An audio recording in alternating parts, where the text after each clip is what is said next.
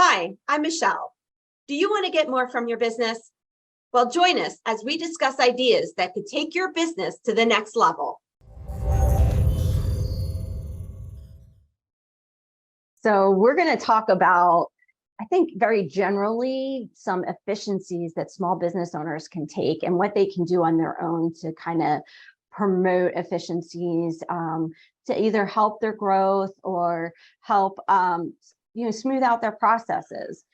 One of the biggest things, though, that when you're talking about efficiencies is figure out and map out where you stand right now.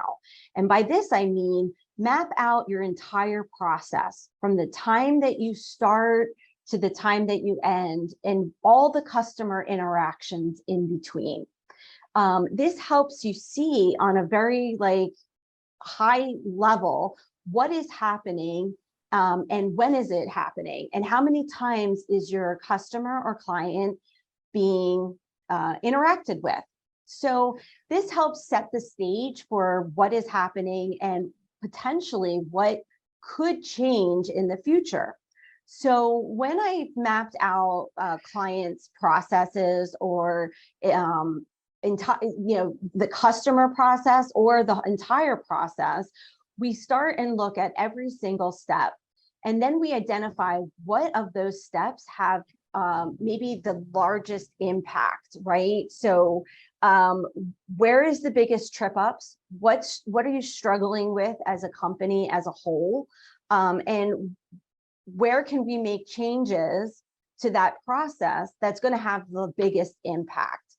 So we look at that and determine, okay, let's narrow down this list of 10 things that we could be doing. Mm-hmm. Does that make sense?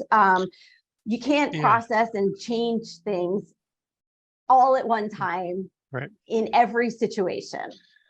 Yeah, I mean, it puts too much burden on you as the business owner, your employees, and any other people that you have involved in these processes. Maybe they're outside consultants, et cetera. Taking a couple of these issues that you've identified and focus on those at first. Some may be maybe quick to change where it's just a slight change, or one maybe or it may be a longer term process to change that aspect of the customer cycle or the customer process. Yeah.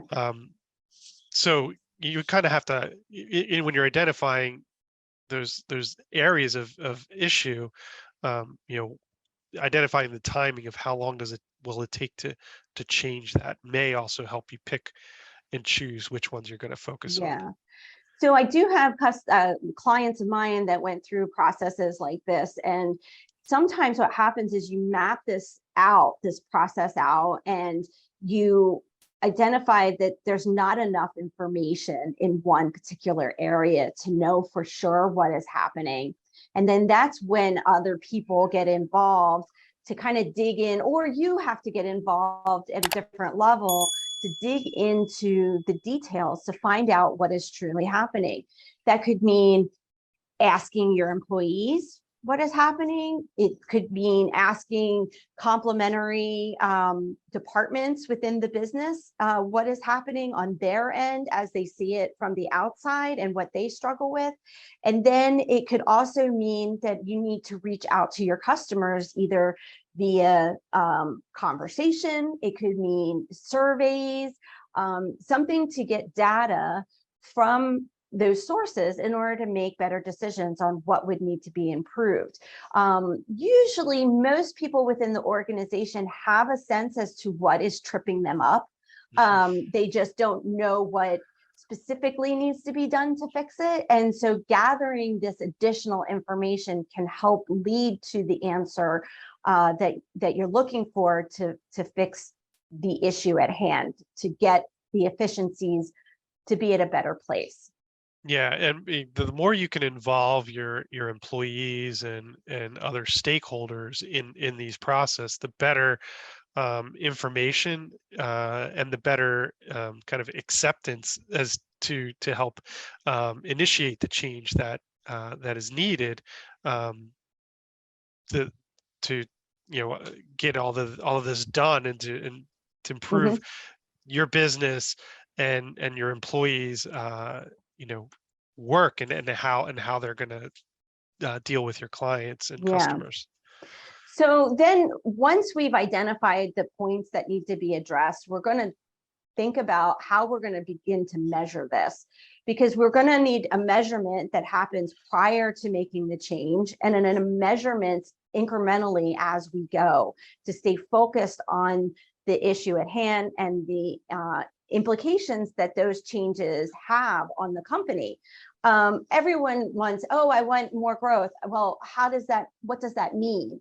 What does that mean when you're talking about what you need to do differently, and what are the actions that need to be done differently now in order to see the growth that you're looking for? Because wishing it is not going to make it happen. And to be honest with you, selling more isn't necessarily the answer either, right? Right. Because you've got to be able to have the capacity, and the process needs to be smooth enough that it can handle the growth that you're hoping for. So Right. there's a lot of different moving parts to this, right? So measurement is key. Yeah. Do you feel like that's like really the where most businesses trip up, in making these changes, is not being able to measure, I um, think and they and can monitor measure, the they progress? don't measure. Yeah, yeah, yeah. So they don't measure, and what they're hoping for is that they implement it and then forget it and it fixes it. And Yeah. that is not always the case, because you might implement something, and while the implementation of the first round is really good, it may not be the complete answer, because something else has come to light by implementing this kind of new way of doing something, has brought to light something else that you didn't know was there, and you have to continuously tweak it. Now, there you would get to a point where you go, yes, this is a really good process, is going to get, we're going to see a lot of efficiencies here. That is the goal, and you can get to that point, but you also have to remember that if you don't look at it on a regular basis, or at least every couple years after you've done all these tweaks and all these changes, that your business is changing just like you are, right? Yep. It's a living thing that is Mhm. growing and changing all the time. So you're Right. always going to be up against issues that you're going to have to kind of address. Yeah, I think, you gotta have to have a mindset of, and instill that in your employees, and other stakeholders, that change is going to happen. You're not going to be able to, or you shouldn't do the same thing all the time forever and never change. It's you got to be able to accept and adapt, and make those changes as necessary. Yes, absolutely. So measurement is definitely key.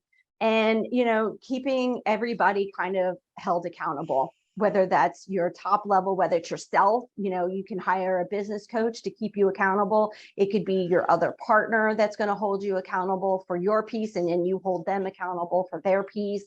It could be your sales team needs to be accountable to someone, their superior, whether it's the president of the company or somebody in between.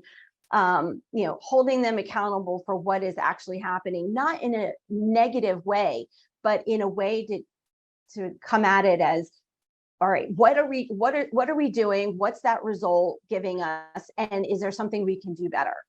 Right.